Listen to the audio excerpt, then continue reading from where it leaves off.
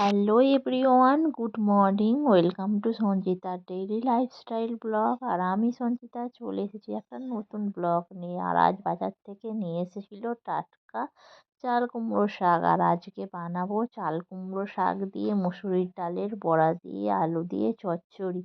তো চলো, প্রথমে আমি আলুগুলোকে লম্বা লম্বা করে কেটে নিয়েছি। আর তারপরে এই দেখতে পাচ্ছ চাল কুমড়ো শাকটা প্রথমে পাতাগুলো কেটে নিলাম, আর তারপরেই ডাঁটাগুলোকে একটু আঁশগুলো ছাড়িয়ে নিলাম। তো দেখতে পাচ্ছ খুব কচি চাল কুমড়ো শাকটা, আর পাতাগুলো বেশ সুন্দর। তো চাল কুমড়ো শাক খেতে বেশ দারুণ লাগে। আর যেহেতু বর্ষার সময় চাল কুমড়ো শাক পাওয়া যায় আর খেতে দারুণ টেস্টি হয়। তো চলো, আমি দেখতেই পাচ্ছ চাল কুমড়ো শাকগুলোর ডাঁটাগুলোকে এইভাবে ছাড়িয়ে নিচ্ছি। আর যেহেতু চাল কুমড়ো শাকটা মুসুরির ডালের বড়া দিয়ে বানাবো, আগে থেকে একটু মুসুরির ডাল আমি ভিজিয়ে রেখে দিয়েছিলাম। আর ঠাকুমা মুসুরির ডালটা বেটে নিচ্ছে।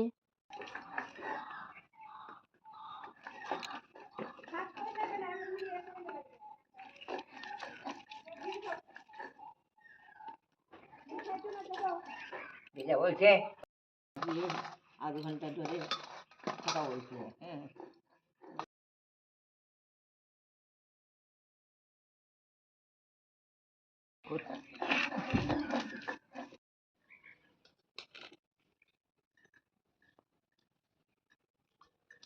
এই যে বানাবো এখন ডালের বড়া।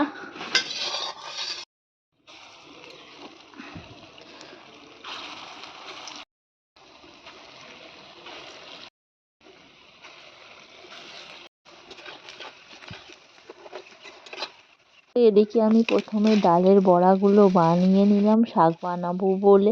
আর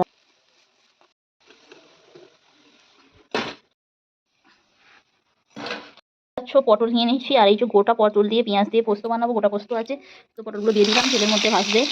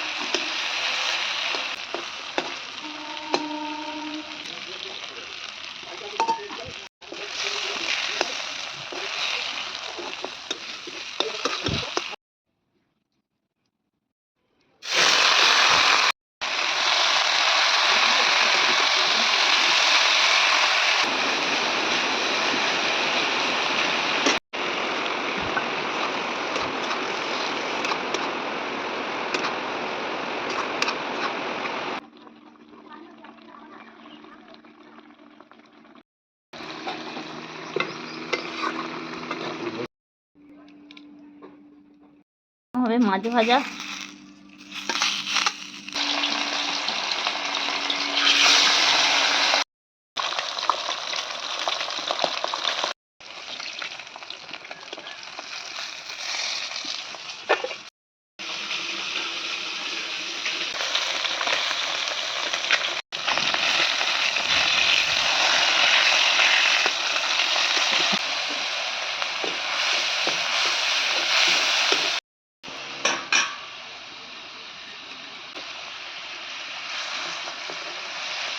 এটা